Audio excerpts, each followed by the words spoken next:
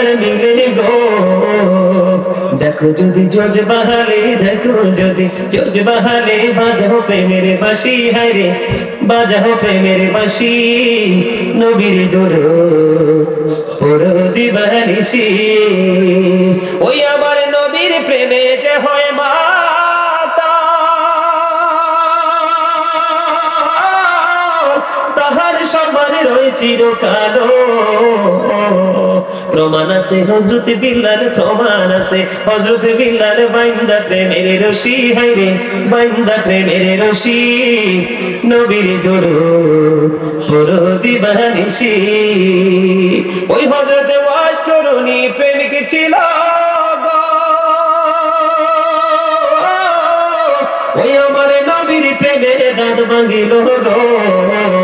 জুবায় উপহার পাইল, জুবায় উপহার পাইল, হইয়া প্রেমে উদাসী, নবীর দরুদ পড়ো দিবানিশি। মারহাবা গান্না।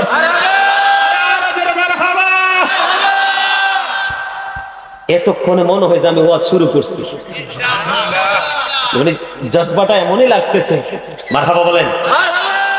আল্লাহ আমাদের সবাইকে এতক্ষণ যে আলোচনা করেছি, যে কন্ডিশন গুলো আল্লাহর হাবিব আমাদেরকে দিয়েছেন, সবগুলো কন্ডিশন মেনে আগামী কাল থেকে যেন আমরা নতুন জীবন শুরু করতে পারি, আল্লাহ যেন আমাদের সবাইকে কবুল করেন। সকলে বলুন আমিন। আমিন। এখন মজা লাগতেছে না? এখন মনে হয়েছে যে আমার কাছে এক টুকরো চট্টগ্রাম, আমার কাছে মনে হয়েছে যে চান্দি নম্বরপুর বনসাই, আমার কাছে মনে হয় যে এক টুকরো কি চট্টগ্রামে রাত যত গভীর হয়, আমি সবচেয়ে বেশি প্রোগ্রাম করি চট্টগ্রামে, চট্টগ্রামে রাত যত গভীর হয় প্রেম তত বাড়ে।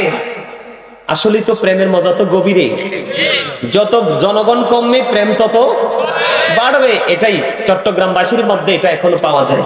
বাংলাদেশের রাজধানী হলো কি? Dhaka is the capital of Bangladesh. বাংলাদেশের রাজধানী কি? আর সুন্নিয়তের সিটি কোনটা? রাজধানী কোনটা? সুন্নিয়তের ক্যাপিটাল কোনটা? চট্টগ্রাম। ওখানে গেলে বুঝবেন প্রেম কাকে বলে।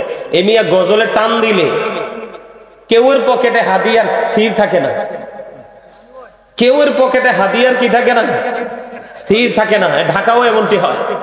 আমি নারায়ণগঞ্জ হরিপুরে এই জানুয়ারি 24 তারিখে ওই মাহফিলটাতে যাব। প্রথম বছর যখন গেছি, মাহফিলের হাদিয়া ঠিক যত টাকা দিছে মাহফিলের হাদিয়া, পরে পকেট চাইয়ে দেই গজলের হাদিয়া সেম টু সেম। আসলে আমি হাদিয়া বলেন, এটাকে বলি প্রেম। এখন তো আর ওই রকম গজল গাওয়া যায় না, কারণ বিভিন্ন বিষয়ের উপর আলোচনা করি। মানুষ এত এলোমেলো জীবন যাপন করছে, এগুলো দেখলে আফসোস লাগে। আমি আপনাদেরকে বলি, হেদায়াত কিন্তু ভালোবাসা থেকে আসে। প্রেম না থাকলে আপনি কখনোই হেদায়াত পাবেন না। আমি আপনাদেরকে বলি, আপনারা তো নিশ্চয়ই কুমিল্লা যান না? একটা গজল গাইতাম, ঠিক আছে ভাই। আমি দেখছি তোমার শুরুতে জজবা ছিল একটা নিবিড় শান্ত জজবা। আমি যখন জিকির ধরছি তখন দেখছি যে তার মানে ভাবটা পুরো একটা মানে অন্যরকম একটা ভাব আমি তার মধ্যে দেখতে পাইছি। আমি গাইবো, আমি একজন রাইটার, আমার সিনাই গজলের অভাব নাই, একবারে 100% ফিল আপ আছে। আপনারা চাইলে শোনাবো, অসুবিধা নাই। আমি একদিন মানে এই যুগের ছেলেদেরকে নিয়ে কথা বলতে বলতে লাইব্রেরিতে আমি কিছু বই নিতে আসছিলাম। তো আসার পরে এক কান্দির পাড় নিউ মার্কেটে এখন অনেকগুলো লাইব্রেরি হয়েছে, আপনারা যারা গিয়েছেন তারা দেখেছেন।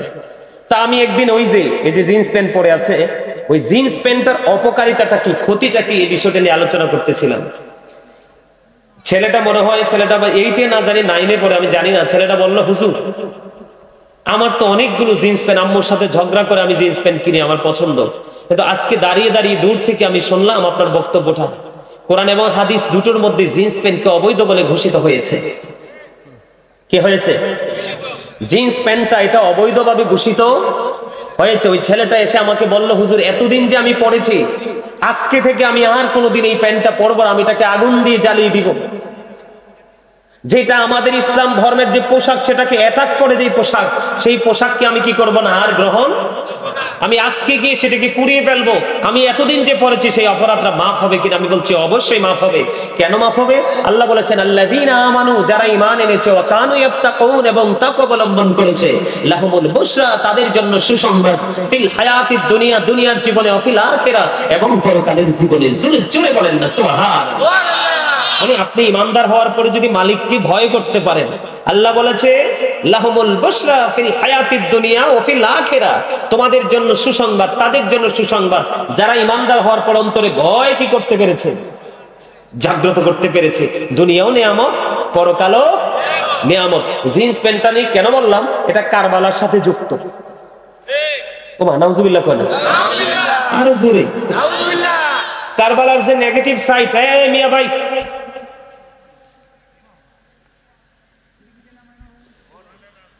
এটা কারবালার যে সাইড, দুটো সাইড, একটা নেগেটিভ একটা পজিটিভ। নেগেটিভ সাইডের সাথে এই জিন্স প্যান্টটা যুক্ত।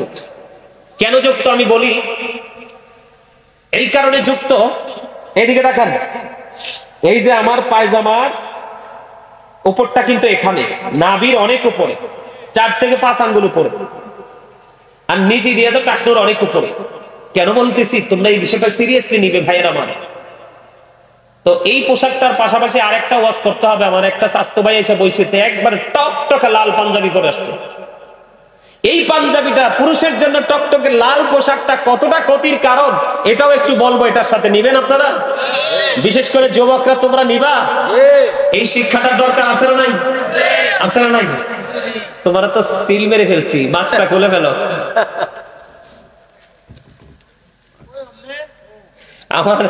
আমার দুষ্ট একটা স্বাস্থ্য ভাই আছে, ওই তার মতোই তারে দেখতে লাগে, এই জন্য আমার নজরটা তার দিকে বেশি। আমার দিকে তাকান, আগে লাল পাঞ্জাবিটা শেষ করে ফেলি। আল্লাহর হাবিবকে এক ব্যক্তি 2টা সালাম দিছে। কয়টা? 2টা সালাম দিছে নবীজি। একটা সালামের জবাবও ইয়া রাসূলুল্লাহ, ইয়া হাবিবাল্লাহ, নবী গো, এক এক করে 2টা সালাম দিলাম। 2টার একটা সালামের জবাব আপনি দেননি। ইয়া রাসূলুল্লাহ, নবী কেন গো?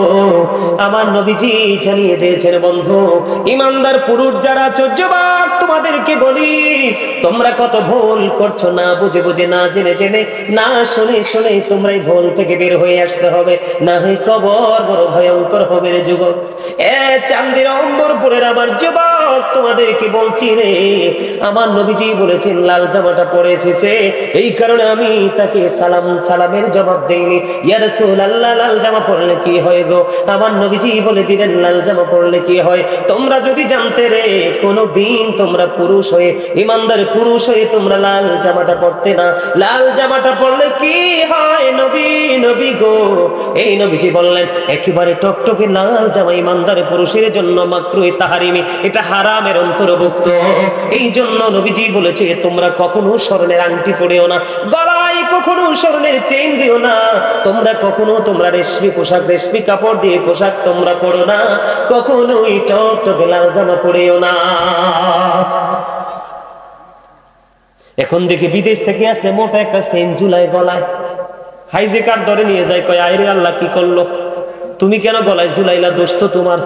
কারণ তুমি কি জানো না, এই দেশটা হলো বড় একটা চোরের দেশ। কথা বলেন না কেন?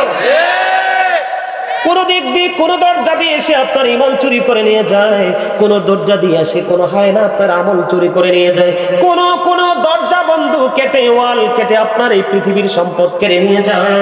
এমনি করে করে অনেক চোরের উপদ্রব আমাদের বাংলাদেশে বেড়েছে। এটা দিন দিন বন্ধু বাড়তে থাকবে। এটা থেকে বাঁচতে হলে তোমাকে আমাকে অল টাইম অ্যালার্ট থাকতে হবে।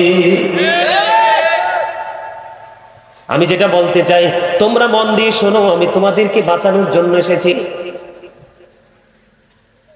আল্লাহর হাবিব বলেছেন, নারীর জন্য যেমনি পোশাক ফরজ, পর্দা ফরজ, পুরুষের জন্য তেমনি পর্দাটা ফরজ।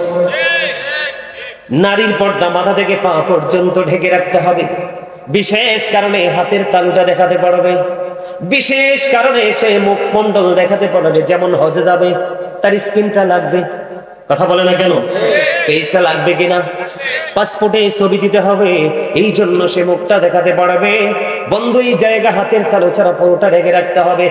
আর বন্ধু উম্মরপুরের আমার যুবক, বিশেষ করে তোমাদেরকে আমি আমার স্টুডেন্টদের সাথে তুলনা করলাম, আমার স্টুডেন্ট তুলনা আমার যুবক ভাইরা, তোমরা সবাই শোনো, গোটা পৃথিবীর বুকে আমার যে ইমানদার মুমিন মুসলমান যুবক, যুবক কোট করে সুন্দর নুরানি চেহারার আমার ভাইরা রে, তোমরা সবাই আমার কথাটা শোনো। নবীজি বলে দিয়েছে, হাদিস শরীফের মধ্যে এসেছে, বুখারীতে এসেছে হাদিসটা, যেই ব্যক্তি ইচ্ছে করে টাকনোর নিচে ঝুলিয়ে ঝুলিয়ে পোশাকটা পরে, লুঙ্গি হোক, প্যান্ট হোক, পায়জামা হোক, ট্রাউজার হোক, যেটাই হোক, নবীজি বলেছে যদি এটা টাকনোর নিচে চলে যায় রে, তোমার ঠিকানা হয়ে যাবে জাহান্নাম। তুমি সারাটা জীবন তুমি নামাজ পড়তে পারবা। আমি এক্সাম্পল দেই, তুই টেনশন করো না।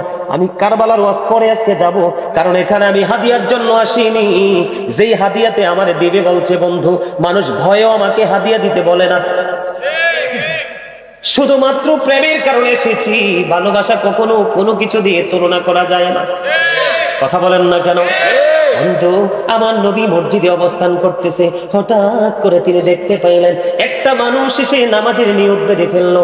গভীর মনোযোগ দিয়ে শোনো বন্ধু তোমরা, আমার নবীজি দেখলেন সে নামাজের নিয়ত করে ফেলেছে। তারপরে নবীজি বললেন তুমি ওযু করে আসো। তিনি ওযু করে আসলেন, এসে আবার তিনি নামাজে দাঁড়ালেন। নবীজি বললেন তুমি ওযু করে আসো। আবার তিনি ওযু করতে গেলেন, ওযু শেষ করে এসে তিনি আবার নামাজে দাঁড়ালেন। তৃতীয়বার আবার নবী বললেন তুমি ওযু করে এসো। এই কথা বলার পরে বন্ধু থার্ড পারসন, তৃতীয় জন প্রশ্ন করলো, ইয়া রাসূলুল্লাহ, ইয়া হাবিবাল্লাহ, নবী গো, বারবার কেন তাকে বলছেন গো নবী, বারবার কেন বলছেন তাকে ওযু করে আসতে গো? আমার নবীজি বললেন সেটার কারণ হলো, সেই বারবার আমার বলার কারণ হলো তার পোশাকটা যে শরীয়তের সীমা দেওয়া হয়েছে। আল্লাহ রাব্বুল আলামিন 3 শ্রেণীর পোশাক দিয়েছে। কয় শ্রেণীর? একটা হলো প্রতিদিন লজ্জাস্থান ঢাকার পোশাক, আরেকটা হলো সাজের পোশাক, আরেকটা হলো আল্লাহ রাব্বুল আলামিন কোরআনে বলেছেন লিবাসুত তাকওয়া যালিকা খায়র। আল্লাহ রাব্বুল আলামিনের কাছে সবচেয়ে বেশি দামি পোশাক হলো তাকওয়ার পোশাক। আমার নবীজি বললেন সেই যে পোশাক পরে আসছে শরীয়তের সীমা লঙ্ঘন করেছে, কিয়ামত পর্যন্ত নামাজ পড়তে পারবে, নামাজটা তার কবুল হবে না। তার কারণ হলো তার পোশাকটা টাকনোর নিচে চলে গেছে। নাউজুবিল্লাহ, নাউজুবিল্লাহ। এত ভয়ঙ্কর খবর শুনলে কেউ সুবহানাল্লাহ কয়? জোরে বলেন নাউজুবিল্লাহ। এই দিক দিয়ে হলো নাভির উপরে অথবা নাভি বরাবর নিচের দিক দিয়ে রাখতে হবে টাকনোর উপরে। এই আমলটা আপনাকে আমাকে করতে হবে, অন্যথায় নামাজ দিয়ে কোনো লাভ হবে না। দেখেন আমাদের সমাজে নামাজি আছে, সুদও আছে, নামাজি আছে, ঘুষও আছে, নামাজি আছে, চুরিও আছে, নামাজি আছে, মানুষের হক নষ্ট করনেওয়ালা মানুষও আছে। আছে না নাই? এই জন্য বলেছি বন্ধু, আমি এই যে পোশাকটা, এটা সাংঘর্ষিক, আমি অন্যদিকে আর যাচ্ছি না। এই পোশাকটা নিয়ে আমি আপনাদেরকে বলছি, এই টাকনোর নিচে পোশাক পরা বন্ধ করবেন তো? নাভির নিচে পোশাক পরা বন্ধ করবেন তো? পোশাক দিয়েছে আল্লাহ লজ্জাস্থান ঢাকার জন্য। পোশাক পরার পরেও যদি লজ্জাস্থান দেখা যায়, তাহলে এর চেয়ে বড় হতভাগার কেউ হতে পারে না। আমি নিজেও দেখেছি অনেক জিন্স প্যান্ট পরনেওয়ালা নামাজ পড়ার সময় রুকুতে গিয়েছে, পিছনের দিক দিয়ে তার একবারে গোপন অঙ্গ দেখা গিয়েছে। আইরে লজ্জা! যার লজ্জা নাই তার ঈমানও কিন্তু নাই। বলে হুজুর এখানে কেন বললেন? কারবালার সাথে যুক্ত। আমার দিকে তাকান, আমি কারবালায় ঢুকতে চাই। কারবালা হয়েছে 61 হিজরিতে। কোন হিজরিতে? 61 হিজরিতে কারবালা হয়েছে।